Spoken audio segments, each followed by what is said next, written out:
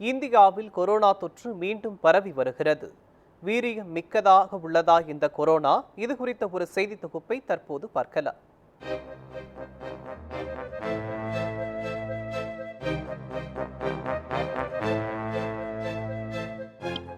2019ஆம் ஆண்டு உலகையே அச்சுறுத்திய கொரோனா வைரஸ் தற்போது இந்தியா மற்றும் தமிழ்நாட்டில் மீண்டும் பரவ தொடங்கியுள்ளது. இதனால் மக்கள் மீண்டும் விழிப்புணர்வுடன் செயல்பட வேண்டிய அவசியம் ஏற்பட்டுள்ளது. கொரோனா தொற்றின் தற்போதைய நிலை மற்றும் அதன் எதிரொலியை நன்கு புரிந்து கொண்டு நாம் எவ்வாறு பாதுகாப்பாக இருக்க வேண்டும் என்று அறிவோம். நம்ம கோவிட் பத்தி நம்ம பயப்படவே தேவையில்லை. நம்ம என்ன நினைக்கணும்னா, முதல்ல ஒரு கோவிட் பத்தி ஒரு புரிதல் நம்மளுக்கு தெரியணும். ஏன்னா கடந்த காலத்தில் 2-3 வருடத்திற்கு முன்னாடி கோவிட் ஒரு முதல் அலை, 2வது அலை, 3வது அலை, அந்த அலையாக வந்துட்டு போச்சு. புது வேரியன்ட் வந்திருக்கு. என்ன வேரியன்ட்னா LP8.1 அப்படிங்கிற வேரியன்ட் தான். அப்போது ஏன் இந்த வேரியன்ட் வருது அப்படின்னா, நாங்கள் முன்னமே சொல்லியிருக்கிற மாதிரி வைரஸுக்கு ஒரு தன்மை இருக்குது. என்னென்னா, தன்னைத்தானே உருமாறிக்கொண்டே இருக்கிறோம், ஒரே நிலையிலேயே இருக்காது. அப்போ அதுக்கு என்ன பண்ணணும்? ஒரு மாஸ்க் போட்டுக்குங்க. Right, okay. கைகளை கால்களை சுத்தமாக கழுவிக்கொள்ளுங்க. கூட்டமாக இருக்கிற இடத்துல, காற்றோட்டம் இல்லாத இடத்துல இருக்க வேண்டாம். நல்ல சத்துள்ள உணவுகள் சாப்பிடணும், ஆகாரங்கள் நல்லா சாப்பிடணும். ஸோ இந்த மாதிரியான பழக்க வழக்கங்களை நம்ம கடைபிடிக்க வேண்டும். அதுதான் ரொம்ப முக்கியம்.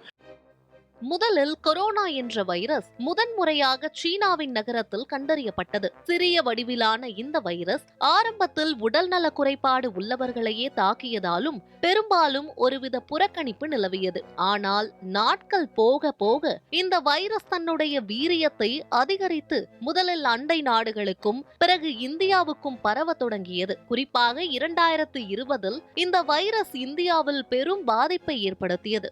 அதன் விளைவாக நாடு முழுவதும் லாக்டவுன் அமல்படுத்தப்பட்டன. மக்கள் 6 மாதங்களுக்கும் மேல் வீடுகளில் முடங்கிய நிலையில் இருந்தனர். இந்த நேரத்தில் வைரஸின் பரவலை கட்டுப்படுத்த அரசு மற்றும் மருத்துவ துறைகள் பெருமளவில் பாடுபட்டன. கட்டுப்பாடுகள், சமூக இடைவெளி, மாஸ்க், கைகளை கழுவுதல், தடுப்பூசி உள்ளிட்ட பல முன்னெச்சரிக்கை நடவடிக்கைகள் மேற்கொள்ளப்பட்டன. இதனால் கொரோனா தொற்றின் தாக்கம் குறைந்தது. ஆனால் கொரோனா வைரஸின் தன்மை அதுவல்ல. இது தொடர்ந்து தன்னுடைய வடிவங்களை மாற்றிக்கொண்டே வரும் ஒரு வைரஸ். அதனால்தான் தற்போது ஒமைக்ரான் எனும் புதிய வகை வைரஸ் பரவ தொடங்கியுள்ளது. இந்தியா முழுவதும் இந்த வகை தொற்றால் பாதிக்கப்பட்டவர்களின் எண்ணிக்கை 1500ஐ கடந்துள்ளதாகவும் தமிழ்நாட்டிலும் இதன் பாதிப்பு அதிகரித்து வருவதாகவும் அதிகாரப்பூர்வ தகவல்கள் தெரிவிக்கின்றன. ட்ரீட்மெண்ட் பாயிண்ட் ஆஃப் வியூ பார்த்தோன்னா, நல்ல தண்ணியை காய்ச்சி வச்சு குடிக்கணும், நல்ல சத்துள்ள ஆகாரங்களை சாப்பிடணும், பழங்கள், கீரைகள், காய்கறிகள் சாப்பிடணும். அசைவ பிரியர்களாக அசைவங்கள் நல்லா சாப்பிடலாம், இது ரொம்ப முக்கியம். கைகளை கால்களை சுத்தமாக கழுவிக்கொள்ளணும், முகக்கவசம் அணிந்து கொள்ள வேண்டும், கூட்டமான இடத்திற்கு போவதை தவிர்க்க வேண்டும். இதுதான் ட்ரீட்மெண்ட். இதுக்கு மேலே அறிகுறிகள் இருக்கு. இந்த மாதிரி கொரோனா வந்தவங்களுக்கு இணை நோய்கள் என்று சொல்லக்கூடிய ரத்த கொதிப்பு, சர்க்கரை வியாதி, கிட்னி வியாதி, கேன்சர் பேஷண்ட், கீமோதெரப்பி எடுக்கிறவங்க, இல்லை கரண்ட் வைக்கிறவங்க, ரேடியோ தெரப்பி எடுக்கிறவங்க, அவங்க இணை நோய்கள் இருக்கிறவங்களுக்கு கொஞ்சம் பாதிப்பு வரலாம். அப்போ வரக்கூடிய சமயத்தில் நீங்கள் மருத்துவரை போய் அணுகி சரியான நீங்கள் மருத்துவத்தை எடுத்துக்கொள்ளுங்கள். ஆக இப்போ வந்திருக்கிற வேரியண்டான LP8.1 அப்படிங்கிற உருமாறிய கொரோனா பற்றி நாம் கவலைப்பட தேவையில்லை. இது ஒரு சாதாரண கொரோனா தான். அரசும் சுகாதாரத்துறையும் மக்கள் மீண்டும் எச்சரிக்கையுடன் இருக்க வேண்டும் என அறிவுறுத்துகின்றன.